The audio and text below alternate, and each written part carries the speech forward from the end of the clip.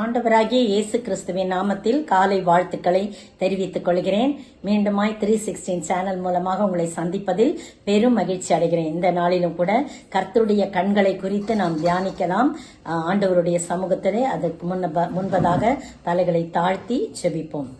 சோர்ந்து போன நேரங்கள் எல்லாம் மார்போடு அணைத்து கொண்டீரே, கண்ணீரை கணக்கில் வைத்தீரே, ஆறுதல் எனக்கு தந்தீரே. எத்தனை அன்பு என்மேல், எத்தனை பாசம் என்மேல், இதற்கு ஈடு என்ன தருவேன் நான், இதற்கு ஈடு என்ன தருவேன் நான். உடைக்கப்பட்ட நேரங்கள் எல்லாம் அடைக்கலம் எனக்கு தந்தீரே, தடுமாறும் வேளையில் எல்லாம் தகப்பன் போல சுமந்து சென்றீரே. எத்தனை அன்பு என்மேல், எத்தனை பாசம் என்மேல், இதற்கு ஈடு என்ன தருவேன் நான், இதற்கு ஈடு என்ன தருவேன் நான். தனிமையின் பாதையில் தகப்பனேவும் தோளில் சுமந்ததை நான் மறப்பேனோ, சுமந்ததை நான் மறப்பேனோ. ஸ்தோத்திரிக்கிற ஆண்டவரே, துதிக்கிற ராஜா, உம்முடைய கண்கள் எப்பொழுது எங்கள் மீது நோக்கமாயிருக்கிறது. இதை குறித்து தியானிக்கும் போது ஆவியானவர் எங்களோடு கூட இடைப்படுங்க. நீங்க பேசுங்க, நாங்க கேட்கிறோம். இயேசுவின் நாமத்தில் பிதாவே, ஆமென். முதலாவது, கர்த்தருடைய கண்கள் உலாவிக் கொண்டிருக்கிற கண்கள், பூமி எங்கும் உலாவிக் கொண்டிருக்கிற கண்கள். வாசிக்க கேட்போம். 2 நாளாகமம் 16:9. தம்மை பற்றி உத்தம இருதயத்தோடு இருக்கிறவர்களுக்கு தம்முடைய வல்லமையை விளங்க பண்ணும்படி கர்த்தருடைய கண்கள் பூமி எங்கும் விளாவிக் கொண்டிருக்கிறது. இந்த விஷயத்தில் மதியில்லாதவராய் இருந்தீர், ஆகையால் இது முதற்கொண்டு உமக்கு யுத்தங்கள் நேரிடும் என்றான். பாருங்க, இந்த சம்பவம் நமக்கு தெரிஞ்ச சம்பவமா இருக்கலாம், ஒருவேளை தெரியாம கூட இருக்கலாம். ஆசா அரசாண்ட 36 வருஷம் அரசாள்றாரு. அப்படி இருக்கும்போது இஸ்ரவேலின் ராஜாவா இருந்த பாஷா என்பவர் என்ன பண்றாரு, இவருக்கு விரோதமாக வரார். விரோதமா வந்து ராமாவை கட்டுறான். ராமாவை பட்டணம் கட்டுறதுக்கு முயற்சி பண்றான். என்ன அப்படின்னு சொல்லும் போது இவங்க வந்து இந்த ஆசா ராஜா அங்க வரவே கூடாது அப்படின்றதுக்காக ஒரு தடுப்பு சுவர் மாதிரி அந்த ராமாவை கட்ட தொடங்கினான். உடனே ஆசா ராஜா என்ன செய்யறாரு, தன்னுடைய சீரியா ராஜா பெனாதாத் கிட்ட பொண்ணு வெள்ளியெல்லாம் கொடுத்து அனுப்பி, நீங்க போய் என்னோட உடன்படிக்கை செஞ்சாங்க, ஆனா இப்ப என்ன பண்றாங்க, என்ன வரக்கூடாதுன்ற மாதிரி செய்யறாங்க, அதனால நீங்க போய் எனக்காக உதவி செய்யணும்னு உடனே பெனாதாத் ராஜா வந்து என்ன பண்றாரு, அங்க போய் யுத்தம் பண்ணி அவங்கள முறியடிக்கும் போது உடனே அவன் என்ன பண்றான், அந்த ராமாவை கட்டுறத நிறுத்திட்டான். அதுக்கு பிறகு இந்த பக்கம் வரல. உடனே இவர் என்ன பண்றாரு, ஆசா ராஜா போய் அந்த ராமாவை கட்டி கொண்டிருந்த அந்த கல்லு எல்லாத்தையும் எடுத்துட்டு வந்து இவர் என்ன பண்றாரு, அவங்கள தடுக்கிற மாதிரி என்ன பண்றாரு, ராமாவின் கற்களை எடுத்துக்கொண்டு மரங்களை எல்லாம் எடுத்துக்கொண்டு கேபாவையும் மிஸ்பாவையும் கட்டுறாருன்னு பாக்குறோம். அப்போ அந்த ஞான திருஷ்டிக்காரனாகிய அனானி என்பவர் வந்து யூதாவின் ராஜாவாகிய ஆசாவின் இடத்துல வர்றார். வந்து அவர் தான் இந்த காரியத்தை சொல்றார். பாருங்க, கர்த்தருடைய கண்கள் பூமி எங்கும் உலாவிக் கொண்டிருக்கிற கண்கள் என்பதை ஆசா நன்கு அறிந்திருந்து கூட அவன் என்ன பண்றான், கர்த்தரை தேடாதபடி, கர்த்தரை சார்ந்து கொள்ளாதபடி அந்த சீரியா ராஜாவை சார்ந்து கொண்டான். அதனாலதான் இங்க என்ன சொல்றாருன்னா, சீரியா ராஜாவை நீ சார்ந்து கொண்டபடினாலே சீரியா ராஜாவின் ராணுவம் உமது கைக்கு தப்பி போயிற்று, இனிமே அவங்க உதவி செய்ய மாட்டாங்க. மிகவும் ஏராளமான ரதங்களும் குதிரை வீரரும் உள்ள எத்தியோப்பியர். பாருங்க, நீங்க அதுக்கு முந்தின அதிகாரம் பாத்தீங்கன்னா 14ஆம் அதிகாரத்துல ஆசா ரொம்ப நல்ல ராஜாவா இருக்காரு, ஆண்டவருக்கு பிரியமா நடக்கிறார். எல்லாம் தகர்க்க வேண்டியது, பெயர்க்க வேண்டியது, எரிக்க வேண்டியது எல்லாவற்றையும் சரி செய்து ஆசா அரசாண்ட நாட்கள் எல்லாம் வருஷங்கள்லாம் தேசம் ரொம்ப அமெரிக்காச்சு. அப்ப நல்ல அரண்கள்லாம் கட்டிக்கிறாரு. நம்ம வந்து இப்ப அமைதலா இருக்கும் போதே எல்லாத்தையும் கட்டிக்கலாம்னு சொல்லிட்டு கர்த்தர் நம்மளோட கூட இருக்கிறார் அப்படின்னு சொல்லிட்டு நம்ம கர்த்தரை தேடினோம். தேடின போது சுற்றிலும் நமக்கு இளைப்பாறுதலை கட்டளை கட்டளையிட்டான்னு. ஆசா ரொம்ப நல்ல ராஜாவா இருக்கிறார். அப்பதான் எத்தியோப்பியர் அவர்களுக்கு விரோதமாக வந்த போது ஆசா ஜபம் பண்றார். ஆண்டவரே, பலனுள்ளவனுக்கெல்லாம் பலனற்றவனுக்காக உதவி செய்கிறது உமக்கு லேசான காரியம். எனவே உம்முடைய நாமத்துல இந்த ஏராளமான கூட்டத்திற்கு முன்பாக நாங்க வந்திருக்கிறோம். நீங்க தான் எங்களுக்காக துணை நில்லுங்க. மாம்சம் என்ன பண்ணக்கூடாது, ஜெயிக்க கூடாது. எங்கள் தேவனே, மனுஷன் உம்மை மேற்கொள்ள ஒட்டாமல் இருன்னு சொல்லி ஜெபிக்கிறார். இந்த ஜெபம் கர்த்தருக்கு ரொம்ப பிரியமாச்சு. உடனே எத்தியோப்பியருக்கு விரோதமாக கர்த்தர் எழும்புறாரு, அவங்கள முறியடிக்கிறாரு. அவங்க ஓடி போறாங்க, முறிந்து விழுந்தாங்க, நெருந்தி விழுந்தாங்க, அப்படின்லாம் நொறுங்கி போனாங்க அப்படின்னு சொல்லிட்டு அவங்க திரும்பவும் எழும்பவே இல்லைன்னு சொல்லி போடப்பட்டிருக்கு. அததான் இந்த அனானி தீர்க்கதரிசி என்ன சொல்றாரு, மிகவும் 8ஆம் வசனம் பாருங்க. மிகவும் ஏராளமான ரதங்களும் குதிரை வீரரும் உள்ள எத்தியோப்பியரும் லூபியரும் மகா சேனையாயிருந்தார்கள் அல்லவா? நீ கர்த்தரை சார்ந்து கொண்ட போதோவெனில் அவர்களை உமது கையில் ஒப்பு கொடுத்தாரே. ஆனா இப்போ நான் தம்மை பற்றி உத்தம இருதயத்தோடு இருக்கிறவர்களுக்கு தம்முடைய வல்லமையை விளங்க பண்ணும்படி கர்த்தருடைய கண்கள் பூமி எங்கும் உலாவி கொண்டிருக்கிறது என்பதை நீ என்ன பண்ணிட்ட, மறந்து போயிட்டு மதிக்கேடா நீ நடந்துட்ட.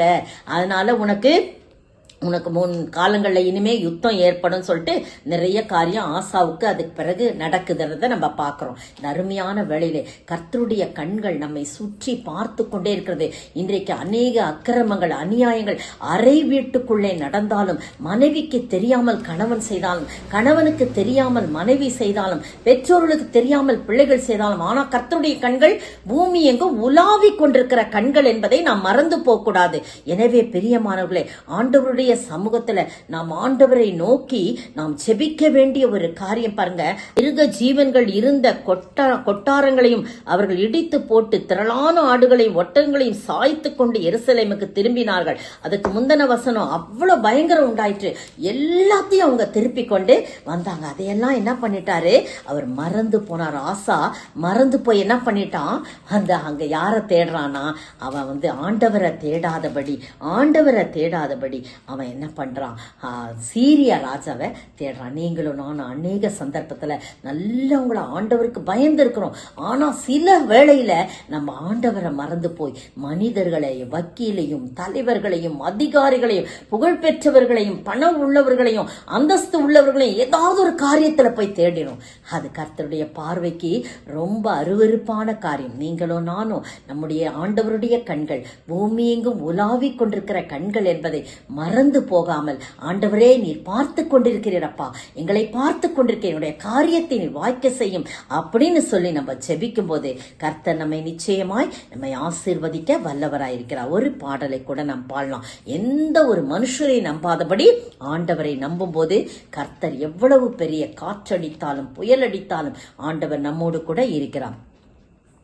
நாசியில் சுவாசமுள்ள மாந்தரை நம்புவதல்ல தம்மாலோசனை. கோர பயங்கர காற்றடித்தும் கண்மலை மேல் கட்டும் வீடு நிற்கும். நெஞ்சமே நீ அஞ்சிராதே, நம்பினோரை கிருபை சூழ்ந்திருதே. இம்மட்டும் காத்தவர் இம்மானுவேல், இன்னமும் காத்துன்னை நடத்துவார். இயேசுவை நம்பினோர் மாண்டதில்லை, என்னென்ன துன்பங்கள் நேரிட்டாலும். சிங்கத்தின் வாயினின்றும் ரட்சிப்பார், பங்கம் வராதுன்னை ஆதரிப்பார். ரெண்டாவது பாருங்க, கர்த்தருடைய கண்கள் நீதிமான்கள் மேல் நோக்கமாயிருக்கதான். வாசிக்க கேட்போம். சங்கீதம் 34:15 பாருங்க. கர்த்தருடைய கண்கள் நீதிமான்கள் மேல் நோக்கமாயிருக்கிறது, அவருடைய செவிகள் அவர்கள் கூப்பிடுதலுக்கு திறந்திருக்கிறது. பாத்தீங்களா, கர்த்தருடைய கண்கள் நீதிமான்கள் மேல நோக்கமாய் இருக்கிறதா. கர்த்தருடைய கண்கள் நீதிமான்கள் கூப்பிடும் போது கர்த்தர் கேட்டு அவர்கள் எல்லா உபத்திரங்களுக்கும் நீங்களாக்கி விடுகிறான்னு அடுத்தது அந்த 17ஆம் வசனம் சொல்லப்பட்டிருக்கிறது. முதல்ல வசனம் நம்ம வாசது 15. கர்த்தருடைய கண்கள் நீதிமான்கள் மேல் நோக்கமா இருக்கிறது, அவருடைய செவிகள் அவர்கள் கூப்பிடுதலுக்கு திறந்திருக்கிறது என்று சொல்லப்பட்டிருக்கிறது. நீதிமான்கள் கூப்பிடும் போது கர்த்தர் கேட்டு அவர்களுடைய எல்லா உபத்திரவங்களுக்கும் நீங்களாக்கி விடுறாருன்னு சொல்லப்படுது. அதுலயே பாருங்க, நீதிமானுக்கு 19ஆம் வசனம், நீதிமானுக்கு வரும் துன்பங்கள் அநேகமாயிருக்கும், கர்த்தர் அவைகள் எல்லாவற்றும் நின்று அவனை விடுவிப்பார். அதற்குள்ளே எத்தனை தடவை நீதிமான்களை குறித்து சொல்லப்பட்டிருக்குது. நீதிமான்கள் மேல் நோக்கமாய் இருக்கிறது. 1 பேதுரு 3:12 அதே வசனம் சொல்லப்பட்டிருக்கிறது. வாசிக்கலாமா? கர்த்தருடைய கண்கள் நீதிமான்கள் மேல் நோக்கமாய் இருக்கிறது, அவருடைய செவிகள் அவர்கள் வேண்டுதலுக்கு கவனமாய் இருக்கிறது. தீமை செய்கிறவர்களுக்கோ கர்த்தருடைய முகம் விரோதமாய் இருக்கிறது. பாத்தீங்களா, இங்க சொல்லப்பட்டது சங்கீதக்காரன் சொன்னதை அப்படியே பேதுரு தன்னுடைய நிருபத்துல எழுதி வச்சிருக்கார். இத சொன்ன உடனே எனக்கு நோவாவின் சரித்திரம் ஞாபகம் வந்தது. அவன் ஒரு நீதிமானாய் இருந்தான். கர்த்தருடைய கண்கள் அவனை பார்த்ததை நம்ம பாக்கிறோம். ஆதியாகமம் 6ஆம் அதிகாரம் பாருங்க. 6ஆம் அதிகாரத்துல 8ஆம் வசனமும் 9ஆம் வசனமும் வாசிக்கலாம். நோவாவுக்கோ கர்த்தருடைய கண்களில் கிருபை கிடைத்தது. கிருபையுள்ள கண்கள், கிருபையோடு நோக்குகின்ற கண்கள். நோவாவின் வம்ச வரலாறு. நோவா தன் காலத்தில் இருந்தவர்களுக்குள்ளே நீதிமானும் உத்தமனுமாய் இருந்தான். நோவா தேவனோட சஞ்சரித்துக் கொண்டிருந்தான். நோவா முதலாவது நீதிமானாய் இருந்தான், உத்தமனாய் இருந்தான். பாத்தீங்களா, நீதிமானும் உத்தமனுமாய் இருந்தான். நீதிமான் என்பதற்கு என்ன அடையாளம் சொல்லும் போது அவன் உத்தமனாய் இருக்க வேண்டும், கர்த்தருடைய வழியில் நிற்க வேண்டும், சன்மார்க்கமாய் வாழ வேண்டும். அதுதான் நீதிமான்களுக்குரிய ஒரு அடையாளம். கர்த்தரோடு இணைந்து வாழ்கின்ற ஒரு வாழ்க்கை இருக்க வேண்டும். இந்த நோவா பாருங்க, ஆண்டவர் மனுஷனை படைத்ததுக்காக ரொம்ப மனஸ்தாபப்படுறார். ரொம்ப பாவம் அக்கிரமம் பெருகிடுச்சு, அவரால் தாங்க முடியல, ரொம்ப மனஸ்தாபப்படுறார். மனுஷனை படைத்து இவடங்களை எப்படியாவது அழிச்சிடணும், இது வேஸ்டா நம்ம படைச்சிட்டோமே, தெரியாம படைச்சிட்டோமேன்னு சொல்லிட்டு என்ன பண்றாரு, அப்படியே சுத்தி வராரு. யாராவது ஒரு நல்லவராது இருப்பாங்களா, யாராவது ஒரு நீதிமானா இருப்பாருன்னு ஆண்டவர் அங்கலாய்ப்போடு தேடி வரும்போது நோவாவை பார்க்கிறார். அவருடைய கண்கள் நோவாவை பார்க்குது. கிருபையுள்ள கண்கள். அந்த கிருபையுள்ள கண்களிலே நோவாவுக்கு தயவு கிடைத்தது என்று பார்க்கிறோம். நோவாவுக்கோ கர்த்தருடைய கண்களில் கிருபை கிடைத்தது. கிருபையோடு நோக்குகின்ற கண்கள் என்ன செய்தான், நோவாவை நோக்குகின்றது. காரணம் என்ன, நோவா ஒரு நீதிமானா இருந்தான். அவரை பார்த்து சொல்றாரு, நான் இந்த ஜனங்களை ரொம்ப நல்லா படைச்சேன், ஆனா அவங்க ரொம்ப மோசமா நடந்திருக்காங்க. 12ஆம் வசனத்துல பாருங்க, தேவன் பூமியை பார்த்தார், அது சீர்கெட்டதா இருந்தது, மாம்சமான யாவரும் பூமியின் மேல் தங்கள் வழியை கெடுத்து கொண்டிருந்தார்கள் என்று சொல்லி பார்க்கிறோம். அப்ப பாருங்க, அடுத்த வசனம் வாசிங்களேன், 13ஆம் வசனம். அப்பொழுது தேவன் நோவாவை நோக்கி, மாம்சமான யாவரின் முடிவும் எனக்கு முன்பாக வந்தது, அவர்களாலே பூமி கொடுமையினால் நிறைந்தது, நான் அவர்களை பூமியோடு கூட அழித்து போடுவேன்னு சொல்ற. ஆனா நீதிமானாகிய நோவாவுக்கு கர்த்தருடைய கண்களில் கிருபை கிடைத்தது. கோப்பேர் மரம் என்று சொல்லக்கூடிய ஒரு மரத்தினாலே நீ ஒரு பேழையை உண்டு பண்ணு, அது இவ்வளவு நீளம் இருக்கணும், இவ்வளவு உயரம் இருக்கணும், இவ்வளவு அகலம் இருக்கணும், அதுல ஜன்னல் இங்க இருக்கணும், அது இருக்கணும், இது இருக்கணும், வாசல் கதவு இங்க இருக்கணும், யார் யாரெல்லாம் உள்ள புகுத்துக்கணும், நீ உன் மனைவி உன் பிள்ளைகளுடைய மனைவி எல்லாம் 8 பேர் உள்ள போங்க, இந்தந்த மிருக ஜீவன்கள் சுத்தமானது சுத்தமன்றன்னு சொல்லி ஒரு லிஸ்டே போடுறாரு. எல்லாமே பாருங்க அந்த இடத்துல சொல்லப்பட்டிருக்கு. 22ஆம் வசனம், நோவா அப்படியே செய்தான், தேவன் தனக்கு கட்டளையிட்டபடியெல்லாம் அவன் செய்து முடித்தான். நல்ல ஒரு கீழ்ப்படிதல், அதுதான் நீதிமானுக்குரிய ஒரு அடையாளம். கீழ்ப்படிதல், உத்தமமாய் நடக்கிறது, கர்த்தரோடு இணைந்து வாழ்கின்ற வாழ்க்கை. அதன் மூலமாக ஆண்டவர் என்ன பண்ணாரு, நோவாவையும் அவன் குடும்பத்தையும் 40 நாட்கள் இடைவிடாமல் மழை பெய்தது. பேழை அப்படியே உயர்ந்து எல்லாருக்கும் சொல்றான், இந்த மாதிரி கர்த்தர் ரொம்ப கோபமா இருக்காரு, பூமியை அழிக்க போறாரு ஜலத்தினால அப்படின்னு சொல்லி, அதனால தான் நான் இதை செஞ்சுக்கிட்டு இருக்கேன், என்னை செய்ய சொன்னா யாருமே அதை கண்டுக்கவே இல்லை. அவங்க பாட்டுக்கு சீர்கெட்டவர்களாய் நடந்து கொண்டே இருந்தார்கள் கடைசி வரைக்கும். அப்புறம் பாத்தீங்கன்னா 40 நாட்கள் இடைவிடாமல் மழை. அப்பப்பா வெள்ளம் அப்படியே அதிகமா இருக்கு, எல்லாம் பூமி எங்கும் தண்ணி ஆயிடுச்சு, எல்லாம் வீடுகள்லாம் மூழ்கி போச்சு. இப்ப பாத்தீங்களா வயநாட்டுல எப்படிப்பட்ட காரியம் நடந்துச்சு, அப்படியே வீடெல்லாம் நிஜ தண்ணியில அடிச்சுக்கிட்டு போகுது இல்லையா, அது மாதிரி ஒரு பயங்கரமான ஒரு காரியம் நடக்குது. ஜனங்கள்லாம் தண்ணீர்ல மூழ்கி போறாங்க. நோவா தாத்தா நல்லதொரு பேழை செய்தாரே என்று சொல்லி கேலி செய்த மக்கள் எல்லாம் தண்ணீரிலே மூழ்கினரே என்று சொல்லி அருமையான சின்ன பிள்ளை சண்டே கிளாஸ்ல சொல்லி கொடுத்த ஒரு பாடல் நினைவு வருது. கேலி செய்த மக்கள் எல்லாம் தண்ணீரிலே மூழ்கினரே. அப்படின்னு சொல்லி பாடும். ஆனா அந்த நோவாவின் பேழை அப்படியே மேல போதுங்க, சைட்ல போல, இங்க போல, அங்க போல, முன்னால போல, பின்னால போல, மேல நோக்கி போய் பெரிய அரராத் மலையில போய் நின்றது என்று பார்க்கிறோம். அதற்கு சுக்கான் இல்லை, திருப்புவதற்கு எதுவுமே இல்லை, இன்ஜின் இல்லை, ஒண்ணுமே இல்லை. ஆண்டவர் அதை தூக்கி கொண்டே மேல கொண்டு போய் அந்த மலையில நிறுத்தினார். உங்களையும் என்னையும் அப்படி நிறுத்துவார் பிரியமானுடைய. அவருடைய கண்கள் நீதிமான்கள் மேல் நோக்கமாய் இருக்கிறது.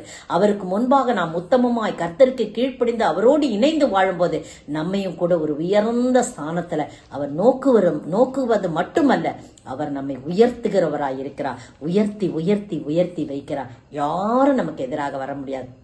அப்படிப்பட்ட உயர்வான நிலை வாழ ஆண்டவர் கிருபை செய்வார். நீதிமானின் சிரசின் மேல் நித்திய ஆசீர் எப்போது இருக்கும், எப்போ நிலையான ஒரு ஆசீர்வாதம் இருக்கும். பிரியமானவர்களே, கிருபை நன்மைகள் தொடரும். எனவே அவரை நோக்கி பார்ப்போம். அவரை நோக்கி பார்க்கும்போது கட்டாயம் ஆண்டவர் நமக்கு உதவி செய்ய வல்லவராய் இருக்கிறார். ஒரு பாடலை கூட பாடலாம்.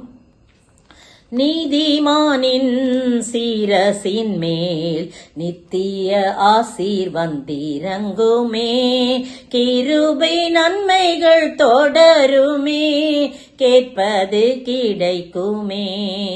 கர்த்தரை நம்பியே ஜீவிப்போம், கவலை கஷ்டங்கள் தீந்திடும், கைவிடா காத்திடும் பரமனின் கரங்களை நாம் பற்றி கொள்வோம்.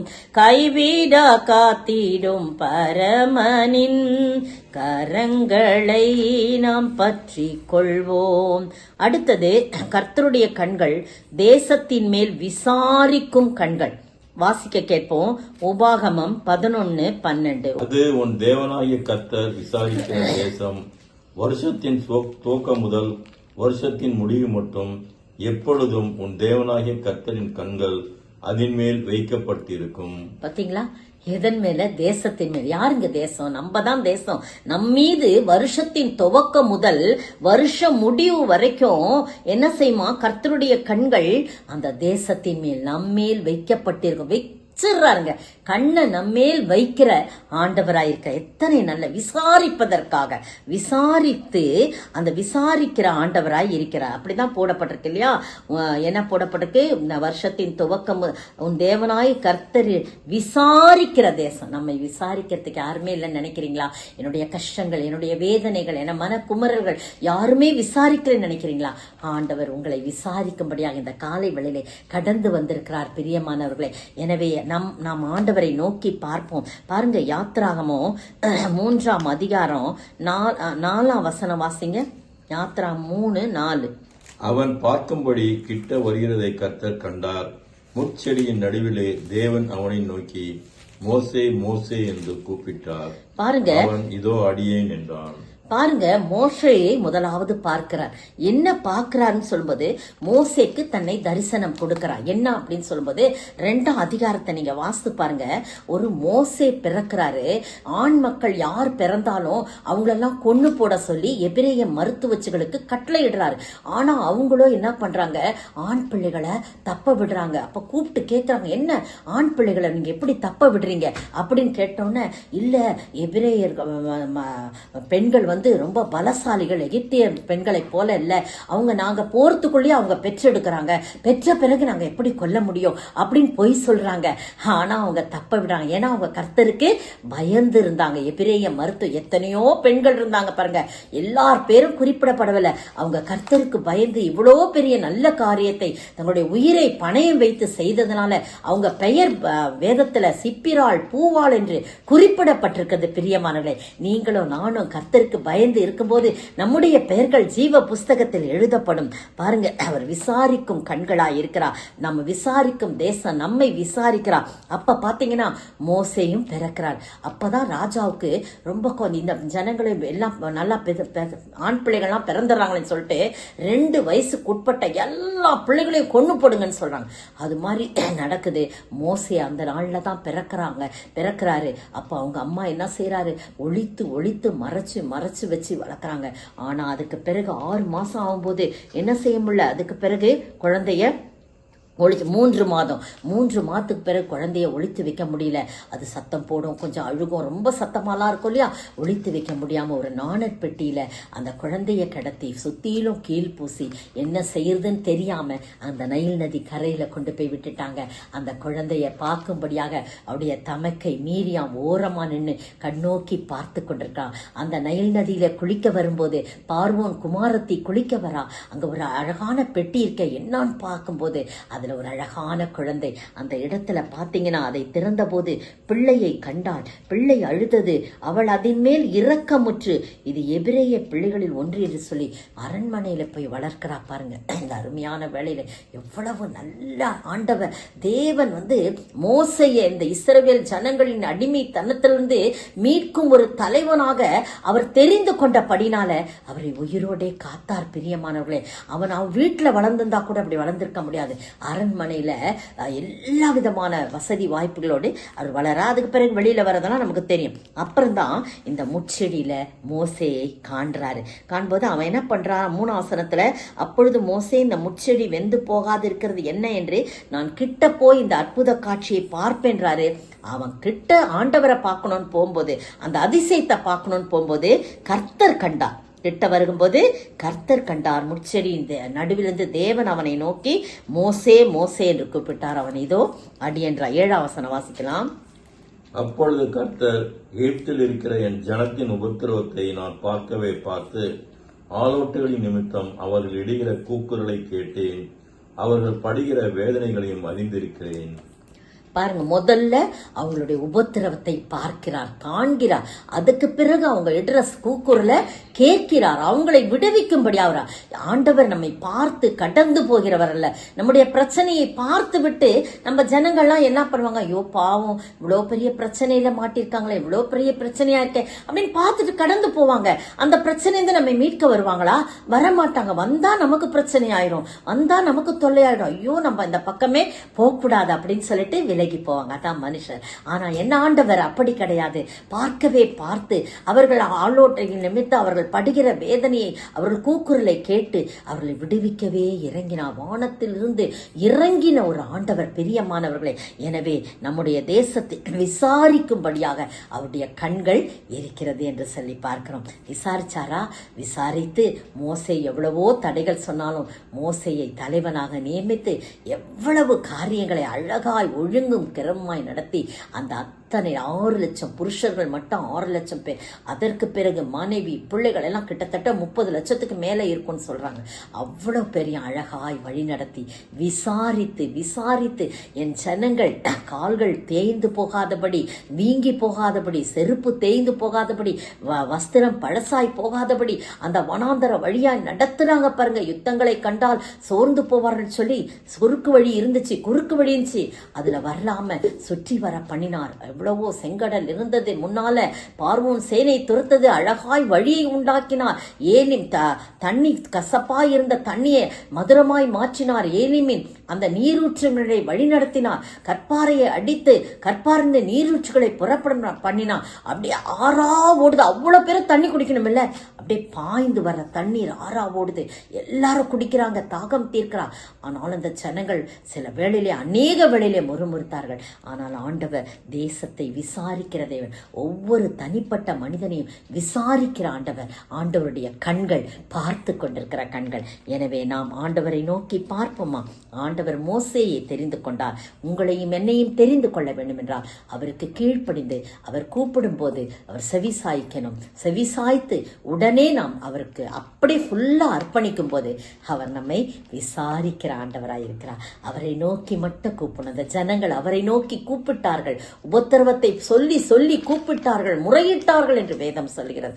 அப்படியா எந்த ஒரு சந்தர்ப்பத்திலும் எவ்வளவு பிரச்சனைகள் வந்தாலும் அவரை நோக்கி முறையிட கற்றுக்கொள்ளும். ஒரு பாடல் கூட பாடலாம். உன்னை என்றும் விசாரிக்கும் பரமபிதா உன் அருகில் இருக்கிறார், கலங்காதே.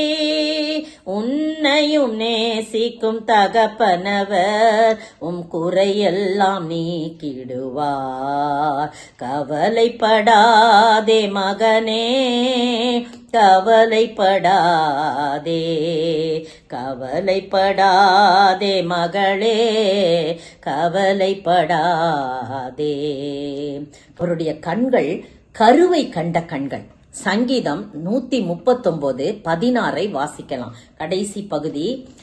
என் கருவை உம்முடைய கண்கள் கண்டது, என் அவயவங்களின் ஒன்றாகிலும் இல்லாத போதே அவைகள் அனைத்தும் அவைகள் உருவேற்றப்படும் நாட்களும் உமது புஸ்தகத்தில் எழுதியிருக்கிறது. பாத்தீங்களா, என் கருவை உம்முடைய கண்கள் கண்டது.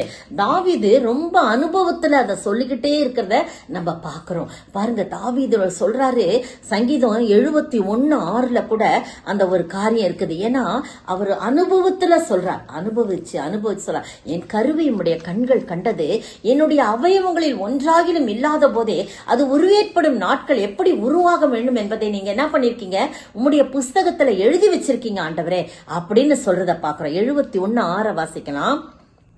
நான் கர்ப்பத்தில் உற்பவித்தது முதல் உம்மால் ஆதரிக்கப்பட்டேன். என் தாயின் வயிற்றில் இருந்து என்னை எடுத்தவர் நீரே, உண்மையே நான் எப்பொழுதும் துதிப்பேன். பாத்தீங்களா, என் தாயின் வயிற்றிலிருந்து எடுத்தவர் நீரே, நான் கற்பத்தில் உருவான முதற்கொண்டே நீர் அறிஞ்சிருக்கிறீங்க, அதனால நான் உண்மை துதிப்பேன் ஆண்டவர் என்று சொல்லி சங்கீதக்காரனாகிய தாவீது சொல்றார். எரேமியாவை பாருங்க, எரேமியா 1:5 பாருங்க. அதுல எரேமியா என்ன சொல்றான்னு பார்க்கலாம். அடுத்தது ஏசாயா என்ன சொல்றான்னு பார்க்கலாம். எவ்வளவு நல்ல தீர்க்கதரிசிகளை ஆண்டவர் எப்படிலாம் தெரிஞ்சுக்கிட்டாருன்னு பார்க்கும்போது ரொம்ப ஆச்சரியமா இருக்கு. உங்களையும் என்னையும் அப்படிதாங்க தெரிஞ்சு இருக்கிறாரு. தாயின் கருவிலேயே நம்மை தெரிந்து கொண்ட ஆண்டவர் நம்மோடு கூட இருக்கிறார். எரேமியா 1:5 பாத்தீங்கன்னா எரேமியா சொல்றார், தன்னுடைய வாயிலேயே அவர் எப்படி சொல்றாருன்னு பாருங்களேன். 1:5 வாசிப்போம். நான் உன்னை தாயின் வயிற்றில் உருவாக்கும் முன்னே உன்னை அறிந்தேன், நீ கர்ப்பத்தில் இருந்து வெளிப்படும் முன்னே நான் உன்னை பரிசுத்தம் பண்ணி உன்னை ஜாதிகளுக்கு தீர்க்கதரிசியாக கட்டளையிட்டேன் என்று சொன்னார். கர்த்தருடைய வார்த்தை எரேமியாவுக்கு உண்டாகி அவர் சொல்றாரு, நான் உன்னை தாயின் வயிற்றிலேயே உருவாகும் முன்னே உன்னை அறிந்தேன். உருவாகிறதுக்கு முன்னால அததான் சங்கீதக்காரனாகிய தாவீது சொல்றார், என் எலும்புகள் எல்லாம் உருவாவதற்கு முன்னதாகவே எப்படி உருவாக வேண்டும் என்பதை உடைய புஸ்தகத்தில் எழுதி வச்சிருக்கீங்க ஆண்டவரே. என் கருவை உடைய கண்கள் கண்டது. அப்புறங்க கற்பத்திலிருந்து வெளிப்படும் முன்னே நான் உன்னை பரிசுத்தம் பண்ணி உன்னை ஜாதிகளுக்கு தீர்க்கதரிசியாக கட்டளையிட்டேன் சொல்லி எரேமியா தீர்க்கதரிசி அப்படி அழகா பயன்படுத்துறாங்க. நான் சிறு பிள்ளைன்னு சொல்றான், நீ சிறு பிள்ளைன்னு சொல்லாத, நான் உன்னை அனுப்புகிற எல்லாரிடத்துல நீ போய் நல்லா சொல்லுவேன், நான் சொல்றதெல்லாம் நீ சொல்லு, நீ அவர்களுக்கு பயப்பட வேண்டாம், உன்னை காக்கும்படி நான் உன்னுடனே கூட இருக்கிறேன் நான் என்று சொல்லி அவர் கரத்தை நீட்டி அவரது வாயை தொட்டு, இதோ என் வார்த்தைகளின் வாயில் வைக்கிறேன், பார், பிடுங்கவும் இடிக்கவும் கட்டவும் நாட்டவும் கவிழ்க்கவும் எல்லாம் நீ செய்ய முடியும் அப்படின்னு சொல்றார். ஏசாயால பாருங்க, ஏசாயா 49:1 பாருங்களேன். ஏசாயா என்ன சொல்றாருன்னு. தீவுகளே எனக்கு செவி கொடுங்கள், தூரத்தில் இருக்கிற ஜனங்களை கவனியுங்கள். தாயின் கர்ப்பத்தில் இருந்தது முதல் கர்த்தர் என்னை அழைத்து நான் என் தாயின் வயிற்றில் இருக்கையில் என் நாமத்தை பிரஸ்தாபப்படுத்தினார். பாருங்க, தீவுகளே எனக்கு செவி கொடுங்கன்னா அங்க இருக்கிற ஜனங்களை தான், தீவுல இருக்கிற ஜனங்கள் எல்லாரையும் பார்த்து அவர் சொல்றாரு, தீவுகளே கவனிங்கள், செவி கொடுங்கள், ஜனங்களே தூரத்தில் இருக்கிற ஜனங்களே கவனிங்க. தாயின் கர்ப்பத்தில், நான் சும்மாலாம் வந்துடல, தாயின் கர்ப்பத்தில் இருந்த முதல் கர்த்தர் என்னை அழைத்து நான் உன் தாயின் வயிற்றில் இருக்கையில் என் நாமத்தை பிரஸ்தாபப்படுத்தினான் சொல்றார். நான் என் தாயின் வயிற்றில் இருக்கையில் என் நாமத்தை பிரஸ்தாபப்படுத்தினார் என்று சொல்லி என் வாயை அவர் கூர்மையான பட்டயமாக்கி தன் கரத்தின் நிழலினாலே என்னை மறைத்து என்னை துலக்கமான அம்பாக்கி என்னை தமது அம்பரா துணியில் மூடி வைத்தார் என்று சொல்லி அவர் அவ்வளவு தூரம் சொல்றத பாக்கிறோம். கடைசியா இன்னொரு வசனம் கூட வாசிக்கலாம். கலாத்தியர் 1:15 பாருங்க. கலாத்தியர் 1:15. அப்படி இருந்தும் நான் என் தாயின் வயிற்றில் இருந்தது முதல் என்னை பிரித்தெடுத்து தம்முடைய கிருபையினால் அழைத்த தேவன். பாத்தீங்களா, யார் சொல்றா? அப்போஸ்தலனாகிய பவுல் சொல்றார், தாயின் வயிற்றிலேயே என்னை என்ன பண்ணிட்டாரு. அதை திரும்ப வாசிங்க. தாயின் வயிற்றிலே எவ்வளவு அருமையா அந்த அப்போஸ்தலனாகிய பவுல், என் தாயின் வயிற்றில் இருந்தது முதல் என்னை பிரித்தெடுத்து தம்முடைய கிருபையினால் அழைத்த தேவன். எப்படி எவ்வளவு அருமையா அந்த அப்பயே செஞ்சிட்டாரு. ஆனா அந்த பவுல் எப்படி இருந்தாரு? துன்மார்க்கமா வாழ்ந்தாரு. கிறிஸ்தவர்களை பிடிக்கல, இழுத்து போட்டு கொலை செய்து ரொம்ப மோசமான ஒரு வாழ்க்கை வாழ்ந்தார். ஆனா ஆண்டவர் என்ன சொல்றாரு? முன்னாடியே தெரிஞ்சிட்டேன், பிரித்தடிச்சிட்டேன் அப்படின்னு சொல்றாரு. அததான் இந்த இடத்துல அப்போஸ்தலர் நடபடியின் புத்தகம் 9ஆம் அதிகாரத்துல பாத்தீங்கன்னா, அனனியா கிட்ட அனனியாவை போய் நீ அவன் சவுல பவுல் ஆக்கிறார், ஒளியின் மூலமாக சந்திச்சு. அப்ப அவன் ஜெபம் பண்ணிருக்கான், நீ போ அனனியா, அவன் புறஜாதிகளுக்கு ராஜாக்களுக்கும் அங்க போன்னு சொன்னவன அனனியா சொல்றா, ஐயோ என்ன ஆண்டவரே, அவன் ரொம்ப மோசமான மனுஷனாச்சே, கிறிஸ்தவர்களாம் ரொம்ப துன்பப்படுத்தினானே, இப்போ அதுக்குதான் வந்திருக்கான், அவன்கிட்ட போக சொல்றீங்களேன்னு சொல்லும் போது 15ஆம் வசனம், அதற்கு கர்த்தர், நீ போ, அவன் புறஜாதிகளுக்கும் ராஜாக்களுக்கும் இஸ்ரவேல் மக்களுக்கும் புத்திரருக்கும் என்னுடைய நாமத்தை அறிவிக்கிறதற்காக நான் தெரிந்து கொண்ட பாத்திரமாயிருக்கா. அப்படிங்களா, அப்பவே தெரிஞ்சுக்கிட்டாரு, அவரு பிரித்து எடுத்துட்டாரு. அவன் என்னுடைய நாமத்து நிமித்தம் எவ்வளவாய் பாடுபட வேண்டும் என்பதை நான் அவனுக்கு காண்பிப்பேன் சொல்றார். அப்படியா ஒவ்வொருவரையும் பிரித்தெடுத்தா. என்னுடைய வாழ்க்கையில கூட பாருங்க, நிறைய காரியத்தை சொல்லிக்கிட்டே போகலாம். தாயின் கருவில உண்டாகும் போதே என்னை பிரித்தெடுத்த தேவன். நான் மரணத்திற்கு ஒப்புவிக்கப்பட்டேன், ஆனாலும் கூட என்னை காப்பாற்ற முடியாதுன்னு சொல்லிட்டாங்க. ஆனா ஆண்டவர் ஒரு தீர்மானம் வச்சிருந்தார். அதனால அவர் எனக்கு ஜீவனை கொடுத்து காப்பாற்றினார். இன்றைக்கும் ஆண்டவருடைய வார்த்தைகளை சொல்லும்படியாக என்னை உயிரோடே வைத்திருக்கார். காரணம் என்ன தெரியுமா? தாயின் கர்ப்பத்தில் என்னை தெரிந்து கொண்டார். ஒருவேளை டாக்டர்கள் கைவிட்டிருக்கலாம், டாக்டர்களால் காப்பாற்ற முடியாமல் இருந்திருக்கலாம். ஆனா ஆண்டவர் அந்த நேரத்தில் என் தாயின் கற்பத்தில் என்னை தெரிந்து கொண்டார். பாருங்க, என்னுடைய 34 வயதுல என்னுடைய கர்ப்பப்பையில கட்டி இருந்தது. அப்ப நிறைய மல்டிபிள் சிஸ்ட் ஆபரேஷன் பண்ணிதான் ஆகணும், கர்ப்பப்பையை எடுக்கணும். நாங்க எனக்கு ஒரு பொண்ணு, 2 பிள்ளைங்க இருந்தாங்க. அப்ப என்ன நடந்துச்சுன்னு சொல்லும் போது அப்ப நான் பயந்தேன், ஆனாலும் ஜெபிச்சேன். எனக்காக நிறைய பேர் ஜெபிச்சாங்க. அப்ப இந்த சங்கீதம் 139 தான் 16 தான், என் கருவை உம்முடைய கண்கள் கண்டதாண்டவரே, என்னுடைய அவயவங்களில் ஒன்றாகிலும் இந்த வசனம் என் வாழ்க்கையில பேசியது, என் அவயவங்களில் ஒன்றாகிலும் இல்லாத போதே அது உருவேற்படும் நாட்கள் உம்முடைய புஸ்தகத்தில் எழுதி வச்சிருக்குது ஆண்டவரே. உம்முடைய அனுமதி இல்லாம என் கர்ப்பப்பை எடுக்கப்படக்கூடாது. என்ன ஆச்சரியம் பாருங்க, அவ்வளவு பிரச்சனை வந்துச்சு. ஆனா அதன் மத்தியில போய் ஸ்கேன் பண்ணி பார்க்கும்போது சிஸ்டர்லாம் டிஸ்அப்பியர்னு வந்துச்சு. எவ்வளவு அருமையான ஆண்டவர். ஆண்டவர் கருவை காண்கிற தேவன், கர்ப்பத்திலே இருக்கும் போதே அவர் காண்கிற தேவன், அதிசயமான தேவன். உங்களுடைய வாழ்க்கையிலும் அப்படிப்பட்ட காரியங்களை செய்வார். அவருடைய கண்கள் பூமி எங்கும் சுற்றி திரிகிற கண்கள். அவருக்கு மறைவா எதையும் செய்யக்கூடாது. ஒருவேளை சார்ந்து கொண்டு அடுத்த வேளை மனுஷரை போய் நாடக்கூடாது. ஆண்டவரை மட்டும் சார்ந்து வாழ வேண்டும். அது மட்டும் இல்ல, நீதிமான்களுடைய மேல் நோக்கமாயிருக்கிற கண்கள் மட்டுமல்ல, அவர் தேசத்தை நம்மை விசாரிக்கும் கண்களாய் காணப்படுகிறார். கடைசியாக நம்மை பார்த்தது அவருடைய கருவை நம்முடைய கண்கள், அவருடைய கண்கள் கண்டது. எனவே நாம் ஆண்டவரை நோக்கி பார்ப்போமா, ஜெபிப்போம். ஆராய்ந்து அறிந்திருக்கின்றீ, சுற்றி சுற்றி சூழ்ந்திருக்கின்றீ, நான் அமர்வதும் நான் எழுவதும் எல்லாம் அறிந்திருக்கின்றீ. என்னை காண்பவரே, தினம் காப்பவரே, என் கருவை கண்கள் கண்டன, மறைவாய் வளர்வதை கவனித்தீரே, அதிசயமாய் பிரமிக்கத்தக்க பக்குவமாய் உருவாக்கி நீர். ஆமாண்டவரே, ஸ்தோத்திரிக்கிறப்பா, துதிக்கிற ராஜா, என் கருவை உம்முடைய கண்கள் கண்டது, மறைவாய் வளர்வதை நீர் கவனிக்கிறீர், அதிசயமாய் அற்புதமாய் பிரமிக்கத்தக்க விதமாய் ஆண்டவரே நீர் பக்குவமாய் உருவாக்கினீர். ஆண்டவரே, எத்தனை நல்ல தேவன் ஆண்டவரே. உம்முடைய கண்கள் எங்களை பார்த்து கொண்டிருக்கிற கண்கள், அதை மட்டும் நாங்கள் நினைவில் கொள்ள வேண்டும். கர்த்தாவே, உமையே நோக்கி எங்களுடைய கண்கள் உமையே நோக்கி பார்க்க வேண்டும். இப்பொழுது கேட்டுக்கொண்டிருக்கிற ஒவ்வொருவரும் ஆண்டவரே, கர்த்தாவே உம்முடைய வார்த்தைகளை காணட்டும் ஆண்டவரே, கேட்கட்டும் ஆண்டவரே, உம்மை நோக்கி பார்க்கட்டும் ஆண்டவரே. அவர்களை நோக்கி நீங்க பார்த்து கொண்டிருக்கிறீர் என்ற விசுவாசத்தோடு உம்மையே நோக்கி பார்க்கட்டும். அவருடைய தேவைகள்லாம் சந்திங்க. எப்படிப்பட்ட பிரச்சனையா இருந்தாலும் உடைய கண்கள் விசாரிக்கிற கண்கள், கண்ணோக்குகிற கண்கள் ஆண்டவரே, தகப்பனை உலாவிக் கொண்டிருக்கிற கண்கள் ஆண்டவரே, தகப்பனே நீரே பொறுப்படுத்திக் கொள்ளுங்க, வழி நடத்துங்க. இயேசு கிறிஸ்துவின் விலையேற பெற்ற நாமத்துல ஜெபிக்கிறேன் பிதாவே, ஆமென்.